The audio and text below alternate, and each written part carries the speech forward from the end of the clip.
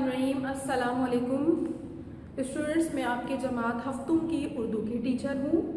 आज हम अपने जो सबक की तरफ बढ़ रहे हैं वो है हमारा रिवीजन वर्क। रिवीजन आपको पता है मंथ ऑफ जून और जुलाई में हमने जितना भी काम किया था, आप उस काम को अपनी कॉपी से टैली कर लें। मैं आपको बता रही हूँ कि हमने क्या क्या काम किया था। और अब हमारा सिर्फ एक मजमून रह जाएगा जो मैं आपको सबसे इस वीडियो के आखिर में उसको समझा दूँगी। सबसे पहले बच्चों, हमारा मंथ ऑफ जून में था सबक एसार की हमने बुलंद ख्वानी की थी। बुलंद ख्वानी करने के बाद हमने इसका एक सफ़ा अच्छा सा खुशखती किया था। एक सफ़ा खुशखती करने के बाद बच्चों हमने उसके मुश्किल अल्फाज किए थे। हमने उसमें से कुछ सिलेक्टेड मुश्किल अल्फाज किए थे, जैसे कि रेगिस्तान का मतलब है रेतीली ज़मीन जहाँ पानी की कमी हो। नखलिस्तान हरी भरी ज़मीन। झुंड करीब करीब ज़रब चोट। लाशा मुर्दा जिस्म बेगाना अनजान ताल्लुक़ रखने वाला। मियाद का मतलब मैंने आपको बच्चों बताया था मुद्दत। हमने इस तरह इस सबक के मुश्किल अल्फाज किए थे। मुश्किल अल्फाज करने के बाद हमने सिर्फ इसके 2 सवालों के जवाब अपनी कॉपी में किए थे। पहला सवाल हमने किया था नौजवान को सहरा में किस चीज़ की तलाश थी। इसका जवाब हमने लिखा था नौजवान गर्मी की शिद्दत की वजह से बेहाल था और उसे रेगिस्तान में सरसब्ज़ जगह की तलाश थी जिसे नखलिस्तान कहा जाता है। हमने इसका ये जवाब किया था। दूसरा सवाल हमने किया था बूढ़े ने ऊँट को क्यों मार दिया। बूढ़े ने ऊँट को इसलिए मारा था क्योंकि वो उसके नखलिस्तान के पत्ते खा रहा था और उसने नौजवान को, जो ऊँट का मालिक था, उसको काफ़ी आवाज़ें दी, लेकिन वो इतनी गहरी नींद सो रहा था कि वो उठा नहीं। तो उसकी वजह से बूढ़े ने गुस्से में आकर ऊँट को एक पत्थर खींच के मारा था, जिसकी वजह से ऊँट उसी वक्त हलाक हो गया था। ठीक है बच्चों, हमने इसके सिर्फ 2 सवाल जवाब किए थे। 2 सवाल जवाब करने के बाद हमने इसकी खाली जगहें मुनासिब अल्फाज से पुर की थी। हमने खाली जगहें पुर करने के बाद, आपको खाली जगह करवाने के बाद हमने काम किया था मेरा पसंदीदा मौलिम अपने अल्फाजों में। आपको पता है बच्चों, उस जो मौलिम होता है वो उस्ताद होता है। आपसे मैंने यही कहा था कि आप अपने अल्फाजों में लिखिएगा, क्योंकि आप क्लास 7 में हैं, आपके लिए उर्दू लिखना कुछ मुश्किल नहीं है। आपका जो काम आया है, जो आपने मेरा पसंदीदा मौलिम किया है, जो मैंने चेकिंग की है, बहुत अच्छा काम किया है आपने अपने मौलिम की क्वालिटीज़ बताई हैं, अपने मौलिम की खूबियाँ बताई हैं। क्यों आपको पता है बच्चों, अल्लाह ताला ने दुनिया में इंसान को बहुत सारे रिश्तों नातों से बनाए इंसान के, लेकिन जिनमें सबसे प्यारा जो रिश्ता होता है वो होता है माँ बाप का रिश्ता। माँ बाप के रिश्ते के बाद जो रिश्ता अहम होता है हमारी ज़िंदगी में, वो हमारे लिए उस्ताद का होता है। क्योंकि बच्चा जब माँ की गोद से निकल कर आता है तो सबसे पहले किसके पास जाता है? एक उस्ताद के पास जाता है, जो उसे तराशता है, उसे सिखाता है। इसीलिए बच्चों, उस्ताद का रुतबा माँ बाप से भी ज़्यादा ऊंचा होता है। जिस तरह वालिदैन अपने बच्चों को शफ़क़त के साथ साथ उन पर कड़ी नज़र रखते हैं, इस तरह उस्ताद भी अपने बच्चों को, जो उनके स्टूडेंट होते हैं, उन पर कड़ी नज़र रखते हैं। उनको गलत चीज़ों से रोकते हैं, बुरी सोबत से रोकते हैं कि बुरी सोबत में ना जाएं बच्चे। उनकी तरबियत करते हैं, उनकी रहनुमाई करते हैं, ताकि जो हमारे बच्चे हैं वो मुस्तकबिल के मेमार हैं हमारे लिए, वो हमारे मुल्क के लिए बहुत अहमियत रखते हैं। जो हमारा मुस्तकबिल है हमारे मुल्क का, उसके लिए जो हमारे स्टूडेंट हैं वो बहुत अहमियत रखते हैं। इसीलिए बच्चों, हमें चाहिए कि अपने असातिज़ा की इज़्ज़त करें और ज़िंदगी के हर मुकाम पर उनकी रहनुमाई और उनकी आला खिदमत की कदर करें और उससे हम मुस्तफ़ीद हों। हमने ये पसंदीदा मौलिम अपने अल्फाजों में किया था बच्चों। उसके बाद हमने एक दरख्वास्त की थी जिसमें हमें सदर मदरस से कायद-ए-आज़म म्यूज़ियम जाने की इजाज़त तलब की थी। हमने अपने जो स्कूल के प्रिंसिपल हैं उनको एक दरख्वास्त लिखी थी। दरख्वास्त आपको पता है, जिसे हम इंग्लिश में एप्लीकेशन कहते हैं, हमने लिखी थी बहुत अच्छे से साफ़ सुथरे। मैंने आपको ग्रुप पे भी शेयर की थी। हमने उसमें कहा था कि हम अपनी जमात हफ्तुम के तालिब इल्म हैं, अभी हम सालाना इम्तिहान से फ़ारिग हुए हैं। हम चाहते हैं कि हमें स्कूल इंतज़ामिया कायद-ए-आज़म म्यूज़ियम ले जाएं ताकि हमारी मालूमात में इजाफ़ा हो। हमने ये दरख्वास्त अपनी कॉपी में की थी। ठीक है बच्चों, उसके बाद हमने अपना काम किया था। हमने नज़म पढ़ी थी हम आपको पता है बच्चों, जिसमें अल्लाह ताला की तारीफ़ और तौसीफ़ बयान की जाए उसे हम कहते हैं। हमारी उर्दू की किताब में जो हमद है वो मशहूर शायर राग़िब मुरादाबादी की हमद है, जिसमें उन्होंने अल्लाह ताला की तारीफ़ बयान करते हुए बताया है कि रब्बे ज़ुल जलाल नूर ही नूर है, जमाल है, उसका कोई सानी नहीं, उसके जैसा कोई नहीं, वो लाजवाल है और वो हमारी शरक से भी ज़्यादा करीब है, हमसे सबसे ज़्यादा करीब जो है वो अल्लाह ताला ही है। और इस नज़म में जो हमद है, इसमें शायर ने ये बताया था कि हमेशा रहने वाली जो सिफ़त है वो अल्लाह ताला की है। हर चीज़ एक दिन ख़त्म हो जाने वाली है, लेकिन बच्चों अल्लाह ताला की जो ज़ात है वो हमेशा से है और हमेशा रहेगी। ये जो नज़म है हमें हमारी उर्दू की किताब में ये बहुत अच्छी हमद है, जिसमें अल्लाह ताला की तारीफ़ बयान की गई है। हमने ये नज़म अपनी कॉपी में की थी बच्चों।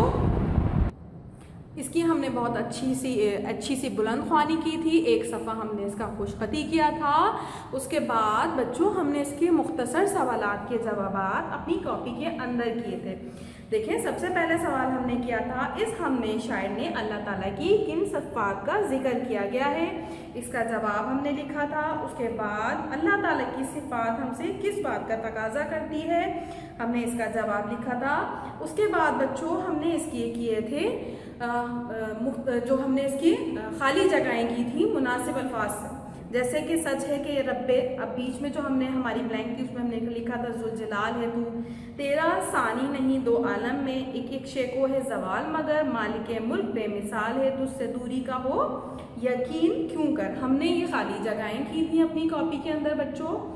इसके बाद हमने इसके किए थे हम काफ़ी अल्फाज। हम काफ़ी अल्फाज उन अल्फाज को कहते हैं जिनके मायने तो अलग हो लेकिन उनकी अदायगी बिल्कुल एक जैसी लग रही हो। जैसे नूर, नूर का हम काफिया जो होगा उसके जैसा मिलता जुलता अल्फाज होगा दूर, शकूर, सबूर, दूर, कसूर। इसी तरीके से हमने दूसरा किया था बच्चों सानी।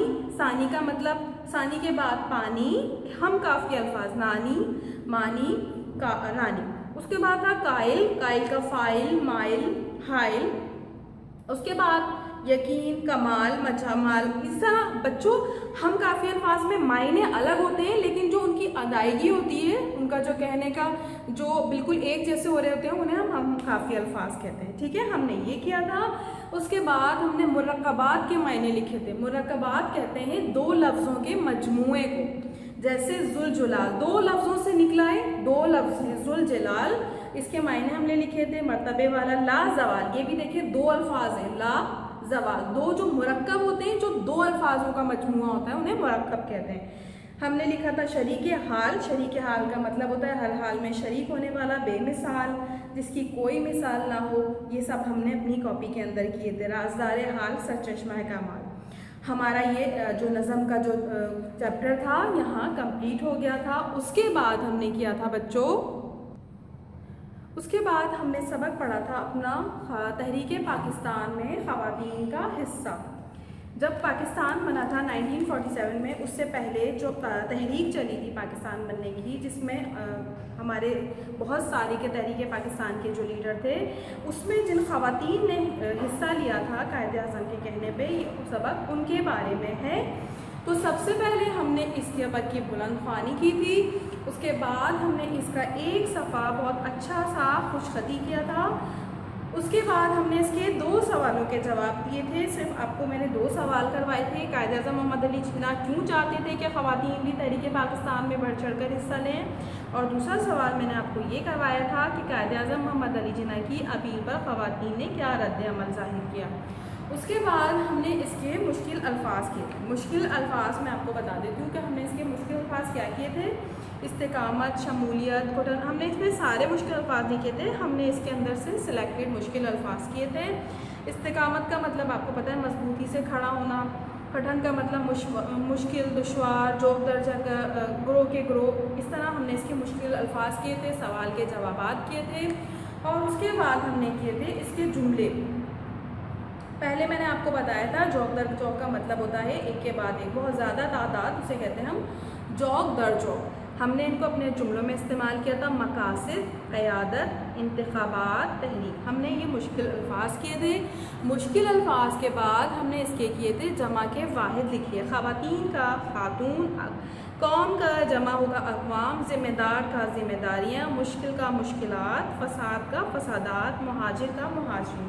ہم نے یہ مشکل الفاظ کیے تھے۔ مشکل الفاظ کرنے کے بعد ہم نے اس کی خالی جگہ کی تھی۔ خالی جگہ خواتین نے مسلم لیگ کا پیغام گھر گھر پہنچایا۔ قائد اعظم نے سیاسی امور میں اپنی بہن فاطمہ جناح کو ساتھ رکھا۔ قائد اعظم نے خواتین کو مسلم لیگ میں شامل ہونے کی اپیل کی۔